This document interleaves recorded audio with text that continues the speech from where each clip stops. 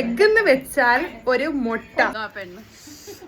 Viral biryani ഒരു രക്ഷയില്ല. Hello guys, അപ്പം പാത്ത് പറഞ്ഞതുപോലെ ഇന്ന് നമ്മളൊരു വൈറൽ ബിരിയാണിയാണ് ഗൈസ് ഉണ്ടാക്കുന്നത്. വൈറൽ ബിരിയാണി അത് എൻ്റെ സ്പെഷ്യൽ, അതായത് വേറെ റെഫറൻസ് ഒന്നും ഇല്ലാതെ ഒരു കാട്ടിക്കൂട്ടൽ ബിരിയാണിയാണ് ഗൈസ് നമ്മൾ ഉണ്ടാക്കിയത്. എന്നിരുന്നാലും സൂപ്പറായിരുന്നു സംഭവം. അപ്പോൾ അതിന് വേണ്ടിയിട്ട് ആദ്യം ഞാൻ കുക്കറിലോട്ട് കുറച്ച് വെളിച്ചെണ്ണയും നെയ്യും കൂടെ ഒഴിച്ച് മിക്സ് ചെയ്ത് അതിനകത്തോട്ട് ഇഞ്ചി, വെളുത്തുള്ളി, തക്കാളി, പച്ചമുളക്, സവാള എല്ലാം ഇട്ട് നല്ല രീതിയിൽ വഴറ്റിയതിന് ശേഷം കുറച്ച് മുളക് പൊടിയും, മല്ലിപ്പൊടിയും, മഞ്ഞൾപ്പൊടിയും, മസാലപ്പൊടി ഇതെല്ലാം മിക്സ് ചെയ്തതിന് ശേഷം അതിനകത്തോട്ട് കുറച്ച് ക്യാരറ്റും കൂടെ ഇട്ട് ഗൈസ്. ക്യാരറ്റ് നേരത്തെ ഇടണം.